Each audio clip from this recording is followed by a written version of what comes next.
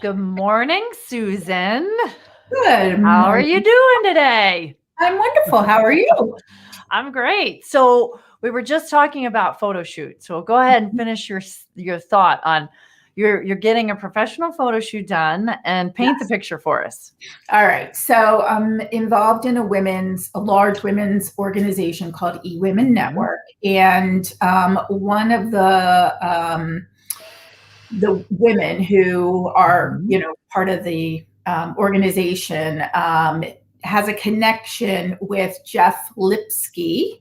Anyone can Okay. Google him. He is big, big, big. So he has photographed a lot of the A-list celebrities. He's photographed a lot of magazine covers like Men's Health, Women's Mhm. Health, things like that. So through that connection, I am getting a photo shoot done next week out in Dallas. I'm flying out to Dallas, and it's a new experience for me because there's such a Yeah. thing called a go by, and it's like this synopsis of you and the message that you want to bring and what your brand is, and Nice. really exciting. And there's going to be all kinds of like props and furniture and stuff brought in, so it's going to be pretty amazing. So Tell I'm us why that's important. today Why is I that shared important? yeah, I'm sorry. I shared my go by with my Facebook audience. So I'm going to take my audience on this journey with me. Cool. And why? So tell us why. Tell me why that's important. Why is that important? So it's Everything you're important. doing this. Yeah, it's important to me just because, I always am interested in having my clients, my audience, my social media audience kind of follow me on this journey, which, long Mhm. story short, 20 years in corporate, retired from that Mhm. job in June, and started my own business, really, which is called Lifestyle by Susan, which is really about empowering women from the inside out. So there's Mm. a mindset component as well as the physical appearance, kind of build confidence, the way you dress, etc. component. So I really want to pull the curtain back and Yeah, nice. share with the audience just what goes into a really professional photo shoot. So it's going to be And why is this photo shoot important to you? It's important to me because I really want um, my message to get across. I really want Mm. to show people who I am, women who I am, what I'm all about, how important it is to show up, to dress up, to be confident, even when you may not feel Mhm. confident. And I just want to kind of spread that message of my brand and what I'm all about. And I think the creative part of me is, what better way to do this than within a photo shoot and kind of sharing the behind the scenes. And how did you get started doing? Well, explain what you're doing now and why you're doing it, Susan, and then we'll dive into Mhm. dressing for success and the outside, and then what it means to work inside out. Yeah, yeah. So a lot of it comes from, my own experience as a senior level person in Mhm. corporate, right? And working in a male dominated field, and as a woman, how that sometimes can feel. Um, the higher we get up, the less there are of us. Mm. There's not a whole lot of women in the room, if you will, when you reach like director level, et cetera. So I started my business because I felt that it was a great run. I have no Mhm. regrets, but there's a better way that I can serve women, which is near and dear to my heart. And let me share my experiences and what I've Yeah. gone through and kind of how I've gotten through those.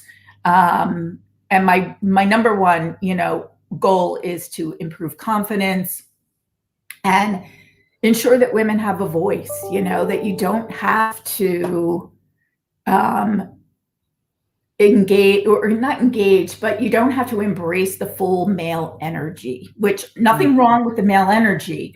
It's needed, right? And that's the real concise black and white, yes, no. But there's also this flavor of the female energy, which is more empathy and contemplation and trusting our intuition and our gut.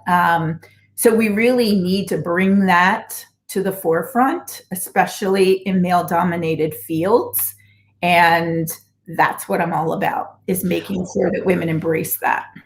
What does it mean from your perspective to dress for success? And it's like, well, there's the inside and then there's outside. Let's talk about the outside first. Mhm. What does that mean to you? And how does that show up now where people are working from home, maybe don't care Mhm. as much? Why Right. does it matter? Why is it important? And what does it mean to you? Yeah, I think, I forget who said this quote, but it's so true. How you dress, which oftentimes is a first impression. Before you even open up your mouth and say anything, your appearance tells people who you are. It gives them their first clue of who you are from a personality perspective without you even saying anything. So it's important to show up, because if you are dressing in a way that you're comfortable with, and it doesn't have to be a suit, and I think those days are gone. Right. COVID, right? You can be relaxed and comfortable. And in fact, I highly encourage you being comfortable and relaxed, but you can also look polished. There's been so much done in the fashion world lately, I think because of COVID, that they've really taken casual wear, kept it comfortable, but kind of escalated it up with details and things like that. So what I would say is, first and foremost, be yourself. Do not try to be anyone else. Don't try to, again, if you're in corporate, don't feel that you have to be, wear suits and be stiff and, and all that. I always say, if you want to wear the red lipstick, wear the red lipstick. If you want to wear the high heels, wear the high heels. If you want to dye your hair blue, There you go. There are people that would. That's your personality and that's who you are. And you should never move away from that. But from an apparel perspective, again, comfortable, chic, put together, just, and there is an art to it, but pull yourself together in the clothes that you wear. Make sure that you're dressing for your body type. Make sure that you're wearing colors that look good on your complexion. And it'll be, it'll be easy, right? Once you nail those things down. And that's what it's all about. You shouldn't think too much about what you're going to wear. What's in your closet should be things you just pick up, and they're going to look right, and they're going to fit right. So which is more important, Susan? Is it more important to showcase how you dress on the outside to create confidence, and then it helps people see that you're serious, or that you're who you are? Or is it the reverse? Is it you work on the inside first and then work on the outside? So for me, when I work with my clients, I always work on the inside first, because what I always say is, you could put a really nice outfit on and you'll look great. And people will look at you and say, wow, she looks great. However, if you yourself don't feel great, don't feel confident, you're going to take that outfit off and go right back to the lack of confidence, the negative mindset that you might have right now that's preventing you from feeling confident all the time. So I always work with my clients on the internal first, and then we work on the external. So it's like that movie, Inside Out. Yeah. Pretty much. Inside Out. Yeah. Pretty much. That's awesome. And You already gave some tips on the external. I mean, are there any more on the external that you would share as far as what people could do from a simple perspective from the then the outside, and then we'll move to the inside? Yeah. So on the outside, again, find, work with a stylist or someone who has experience, if you don't, on what styles look best on your body type. That's very important because that's going to help you feel confident. That's going to help you feel comfortable. Colors are key, right? What about color wheel? What about the color wheel? Yeah, that's what I'm talking about. Sort of. Okay, cool. Talk about the color wheel. Yeah, definitely. I think back in the day we called it, what season were you? Were you winter, fall, spring, summer? And then also what I recommend is that you do a closet cleanse. So go into your closet. We only wear 20% of what we have. And another thing that's very near and dear to my heart is sustainability. So what I recommend is less, but better quality. So, it's okay to have a couple, what I call fast fashion pieces, that are not necessarily made the best. Maybe it's a trend piece, for example, that you're not going to wear all the time, but you're going to wear some of the time. You want to really build a wardrobe with classics, right? And in those colors and shapes that are going to look great on you. If you go in and you do a closet cleanse and you find out, and I've been guilty of this, you have 20 black blouses or 20 black tops, you don't I might be guilty of that. I've got several black blazers. You don't need them all, right? Yeah. Right. The rule of thumb really is no more than 3 of each item per color.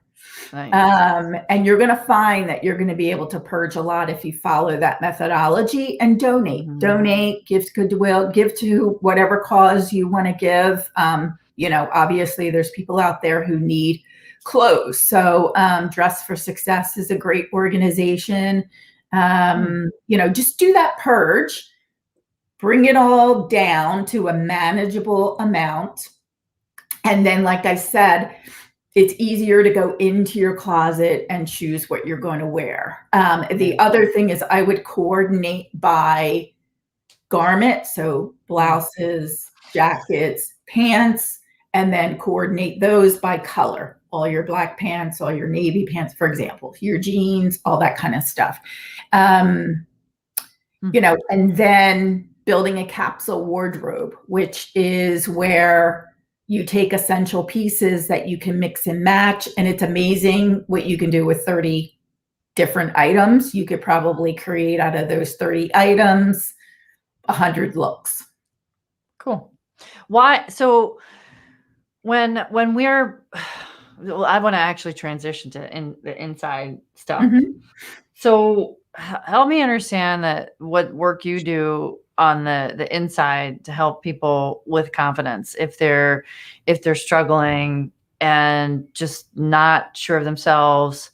How does that work start with them? So it really all starts with your thoughts, right? So thoughts are the only thing that you have 100% control over. You don't have control over your circumstances.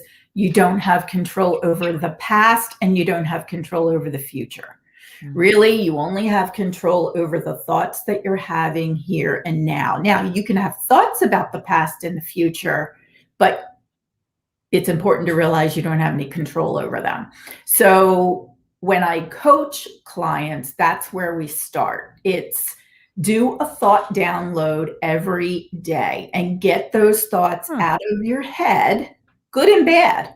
So sit down in the morning, as you're drinking your coffee or tea, what am I thinking today? Or if you find yourself journaling? Yeah. If you find yourself having negative thoughts, write the thought down and say, is there a different way I can think about this? Is there a different way that I can think about this? So, a very basic example, it's raining outside and, that kind of pulls my energy down. Yeah. Okay, It does for me. I Yeah. know. What's another way that you can look at that? Okay, well, it hasn't rained in a while and my flowers need water. So kind of flipping it and saying, and it's temporary. It's only going to rain today. It's supposed to be better tomorrow. Just kind of flipping that kind of negative thought into what's, what you can pull out of that that's positive. Yeah, and I know it's not always easy to be positive or easy to be consistently positive. But when you catch yourself having these sort of negative thoughts, do a thought download, because I'm a certified life coach. And what I learned through the training and the certification process is your thoughts are a direct relation to the results that you're getting. So if you're not getting the results that you want out of life, think about your thoughts and what you're thinking. Are you pessimistic? Are you glass half full? Do you find yourself kind of going down a negative place? And really think about how you can switch that up. And it takes time, but think about how you can switch that up. Another thing that I recommend is establishing a morning routine, whatever that morning routine looks like for you, right? Yeah. So for me, I get up, I feed my cats, because if I don't feed my cats, then that's and not they're cranky, and then you're cranky. They're kind of looking across the table while I'm trying to do my journaling, etc. So cats first and foremost.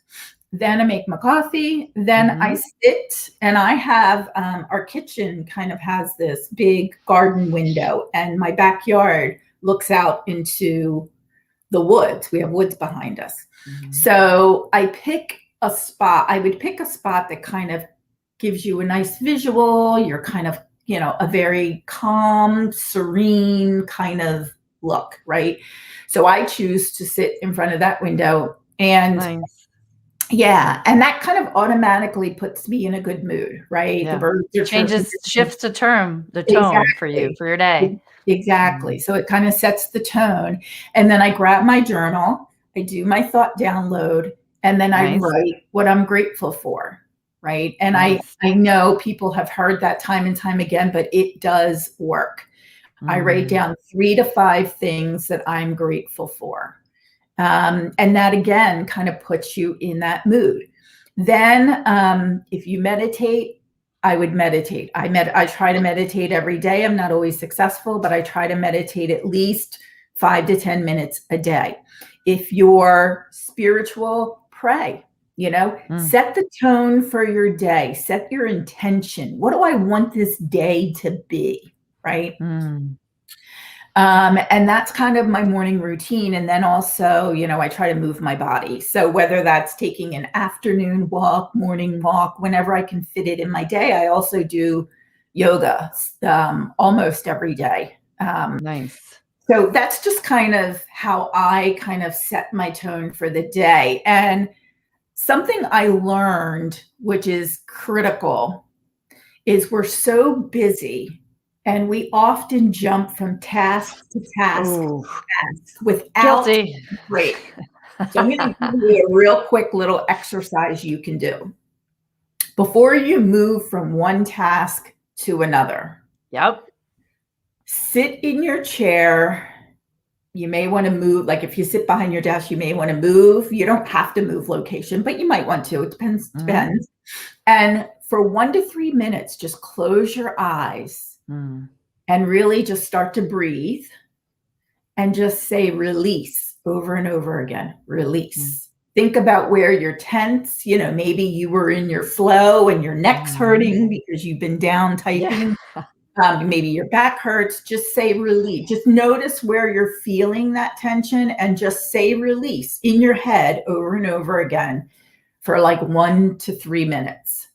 And then say you're going to move from, whatever to now you're going to work on like right Task now. A to B, right? Yeah, Yep. task A to Yep. B. When you Yep. move to task B, say to yourself while you're sitting there with your eyes closed, what's your intention for that task? Nice. Okay, I'm going to be creative now. I need to get my creative juices flowing. I really want to flow. Interesting. That helps transition from one to the other. I've never really thought, I've always heard of setting the intention for the day, but I've not actually heard about setting intention task to task. That's Yeah, pretty and it's cool, only 1 to Susan. 3 minutes, so you're really Yeah. not losing, No. again, we get into that zone and we go from one task to the other because we have to check the things off the checklist. Yeah. We never take the time to pause. Yeah, that's Right? good. And it's really important that we do that. Kelly just said, thank you, Michelle. Checking out Susan's site now. So that's awesome. Yay. One last question for you, Susan. Do you do any type of, now I can't get inside out of my head, right? So inside out assessment or something. So we're dressing for success on the outside. There's also inward work that we need to do to show up for success and dress for success. Do you do any type of assessment with folks? Yeah, absolutely. When someone, so the process is if someone wants to work with me, I set up a free consultation. I kind of get to know them. What things are you struggling with, just at a high level, right? And then when they decide that they want to work with me, I send them an assessment. Nice. And it's the two parts. It's first, what are you thinking, feeling? Yeah. And then it's about what do you feel comfortable in? I get them to put down their measurement, what their measurements are and all that kind of stuff. And some of it's uncomfortable, but we've got to get uncomfortable before we're comfortable, right? So we really dig in on both aspects. And I have this, assessment completed, and then we just go from there. So every time I work with a client, it's customized to them. Nice. I love that. I love that you're doing the work that interchanges here, that how do I show up internally, and am I confident internally, and am I projecting that from an outward perspective? Are people seeing that? Are they getting the whole package inside out? Right. So like I said, it's important for me for women especially, to lean in, show up, and not be afraid to speak up. And I've done market research, and there's so many women who just feel like they have to stay silent, that they're afraid to speak up, that they don't want to be seen as, stupid, or, just they don't have the confidence within a room full. And again, I love men, nothing against men, but oftentimes we as women, we get in a room with a bunch of men that we don't feel like we can speak up. And I really some are afraid of change that dynamic. Some are actually afraid of being a bitch, coming across as a bitch. Well, yeah, that was a common theme. It was, if I speak up too much, I'll be perceived as the bitch. If I'm quiet, I'm going to be perceived as the wallflower. So which is it? Like, what do you want? I actually had someone say to me, I just want to know what lane I'm supposed to be in. And I think that's so sad, because it is sad. There isn't a lane, right? Exactly. There isn't a lane. Right. Make your own lane, right? Women deserve to be in that room just as much as the men. Yeah. Thank you, Susan. Is there anything else that you would like to share in regards to dressing for success and the inside out approach? Yeah, no, I just, again, I just think that it's so important for women to still be feminine and masculine at the same time. There really is a balance. And my whole mission is to, have women not feel like they have to suppress who they are as a woman in order to succeed in life. No. I love that. And I'll send you a poem that I wrote. Amy's the poet. I do some, but it's the combination of the lion energy and the lioness energy, and they can coexist. Yeah. And I think that's what you're talking about, right? And there's I mean, positive things with both. yeah, exactly. Exactly. I'll send that poem to you because I think you might Oh, like yeah, it. that'd be great. Yeah.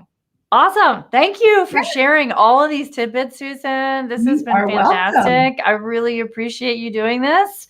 And I would love to chat with you more about that assessment because I would like to understand it so I Mhm. can share it more with the folks that we work with Yeah, as well. absolutely. Cool. Absolutely. All right, my dear. You have a fantastic day, and we'll You do the talk to you same. soon. All right. Thank you. Bye.